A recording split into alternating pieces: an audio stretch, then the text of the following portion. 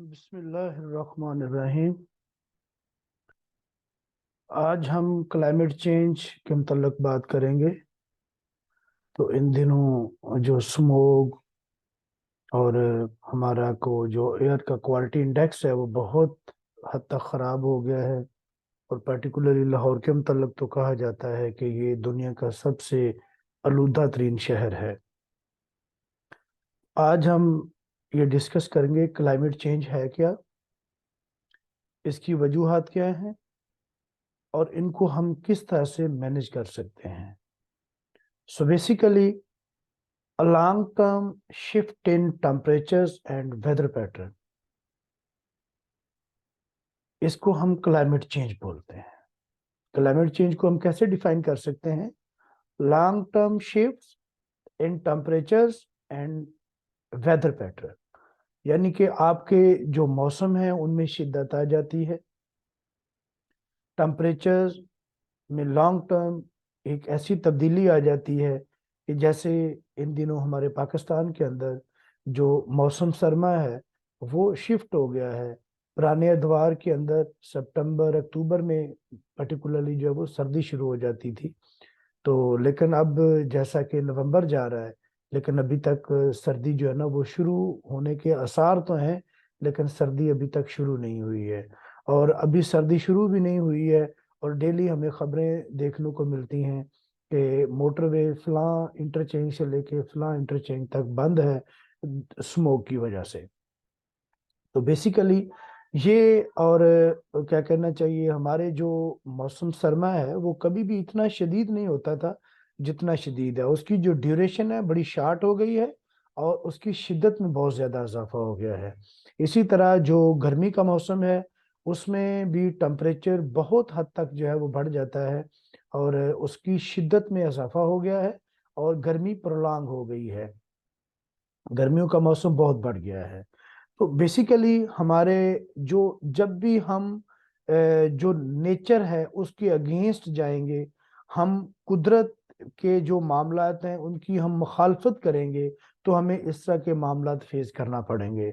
यानी कि climate change और एक्सट्रीम वेदर, और उसके बाद जैसा कि हम मुख्तलिफ किस्म के हेल्थ इशू फेस कर रहे हैं, या क्या कहना चाहिए हमारी ट्रैफिक, ये सारे मामला जो हैं, बीमारियां और ये सारी जो सिचुएशन है, बेसिकली इसकी जो पीछे मेन महरक है वो क्लाइमेट चेंज है।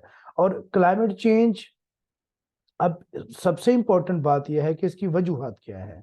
Basically climate change is influenced by a multitude of factors that operate at time scale, यानी कि बहुत से फैक्टर्स होते हैं जो सिमल्टेनियसली कार फरमा होते हैं और इनको घंटों से लेके मिलियन ऑफ ईयर तक टाइम लगता है क्लाइमेट के चेंज होने में, टेम्परेचर के चेंज होने में।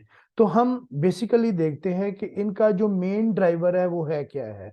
आमतौर पे हम बोल देते हैं कि एंथ्रोपोजेनिक एक्टिविटीज। तो बेसिकली ये ह्यूमन एक्टिविटीज होती हैं और ह्यूमन एक्टिविटीज जो होती हैं ये बेसिकली मेन ड्राइवर हैं क्लाइमेट चेंज का, जो हमारी क्लाइमेट को बुरी तरह से मुतासर कर रहा है। जैसा देखें, अर्बनाइजेशन एक फैक्टर है, हम इसको देख लेते हैं। अब वक्त गुजरने के साथ साथ जो दरख्त काटे जा रहे हैं, सब्जा कम से कम होता जा रहा है, जो जरखेज जमीनें हैं उनको काट काट के हम शहर बसाते जा रहे हैं, हमारी हाउसिंग कॉलोनियां बन रही हैं। और अल्टीमेटली इसका नतीजा क्या निकलेगा? हमारी जो प्लांटेशन है वो उसकी जो रेशो है वो बहुत हद तक मुतासर हो जाती है। और अल्टीमेटली जो कार्बन डाइऑक्साइड है, या हमारी फिर उसके बाद जो हमारी ज़रूरियात है, जैसे जैसे पॉपुलेशन बढ़ती जा रही है, तो उस पॉपुलेशन की ज़रूरियात को कैटर करने के लिए हमें इंडस्ट्रीज लगाना पड़ रही हैं। और इंडस्ट्रीज को ऑपरेट करने के लिए हमें ईंधन की ज़रूरत है, उनके लिए हमें एनर्जी की ज़रूरत है। और वो जो क्लीन एनर्जी है जैसे इलेक्ट्रिसिटी है या सोलर है, वो हम या तो शॉर्टेज है या हम उस तरफ तवज्जो नहीं दे रहे और हम उसके ऊपर रिलाई नहीं कर रहे। तो अल्टीमेटली जो इंडस्ट्री की एनर्जी की ज़रूरत है उसको पूरा करने के लिए हम फॉसल फ्यूल जो है उसको जला रहे हैं, पेट्रोल जला रहे हैं या डीजल जला रहे हैं। और या फिर कोल जला रहे हैं, या फिर उसके बाद जैसे जैसे ये एनर्जी की प्राइसेस जो हैं वो बढ़ रही हैं, तो हम क्या कर रहे हैं, जो मुख्तलिफ एग्रीकल्चर वेस्ट हैं, जैसे कॉर्न स्टॉक है आपका, गंदम के रिमेन्स हैं, या क्या कहना चाहिए फटे पुराने कपड़े हैं, रैक क्लॉथ, या उसके बाद बगास है, इस तरह की बहुत सी जो एग्रीकल्चर वेस्ट हैं वो या रिमेन्स हैं, उनको आप कह सकते हैं, these are being used as a cheap source of energy. और उन तमाम की कंबस्शन से एक तो फ्लाई ऐश पैदा होती है, ठीक है, टनों के हिसाब से फ्लाई ऐश पैदा होती है, और वो फ्लाई ऐश जो है वो एज अ पार्टिकुलेट हमारी फजा के अंदर एड अप होती जाती है। और उसके बाद ड्यूरिंग द कंबस्शन प्रोसेस और फॉसल फ्यूल के कंबस्शन से जो क्या कहना चाहिए कि गैसें पैदा होती हैं, वो ग्रीन हाउस इफेक्ट काज करती हैं, यानी कि आपकी जो एनर्जी है, उसको हीट है, उसको ट्रैप करके अल्टीमेटली जमीन का जो दर्जा हरारत है उसको बढ़ाती जा रही है। तो बेसिकली अगर हम देखें तो इसको जो मेन ड्राइवर है वो ह्यूमन एक्टिविटीज हैं। हम बजाते खुद फितरत के अगेंस्ट काम करते जा रहे हैं।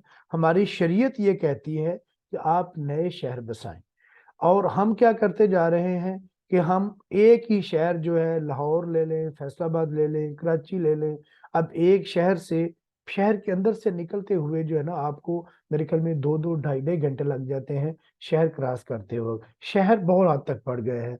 फैसलाबाद को देखें तो फैसलाबाद जो है ये अब एक, अगर एक्सप्रेस पाथवे से भी आप जाते हैं ट्रैक से, तो सॉरी, ये जुमरा तक जो है ना वो हाउसिंग कॉलोनियां बन चुकी हैं। मोटरवे पे चढ़ जाते हैं और हाउसिंग कॉलोनियां जो है वो आपके रोड के दोनों तरफ जो है ना वो तदरीज डेवलप होती जा रही हैं। जरखेज जमीनें जो हैं वो हम उनको बर्बाद करते जा रहे हैं और हाउसिंग कॉलोनियां बनाते जा रहे हैं।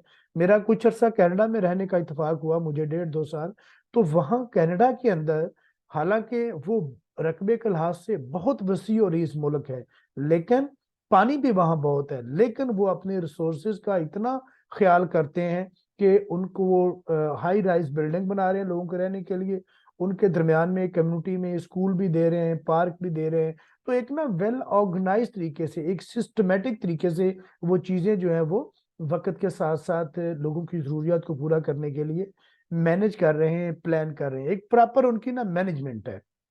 लेकिन हमारे बेहंगम तरीके से जो कॉलोनियां हैं वो बन रही हैं, हम जो क्या कहना चाहिए जमीनें हैं उनको खत्म करते जा रहे हैं। और अल्टीमेटली मैं तो एक बड़ी स्टेटमेंट देता हूँ, बड़ी बोल्ड सा स्टेटमेंट है, क्या हमें इन कॉलोनियों से खाने के लिए गंदम मिलेगी? ठीक है, हम जब जमीनें सारी जो है उनका बेड़ा गर्क कर देंगे तो अल्टीमेटली खाएंगे कहाँ से?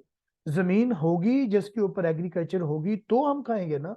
ठीक है, और ऊपर से हमारा ये किसान के साथ जो सलूक है, अल्लाह ताला खैरियत करे, जब गंदम होती है तो हम पहले गंदम की कंपेन स्टार्ट कर देते हैं, गंदम उगाओ, गंदम उगाओ, और मुल्क को खुशहाल बनाओ, मुल्क की खुद इंसारी की तरफ जो है ना अपनी कंट्रीब्यूशन दें।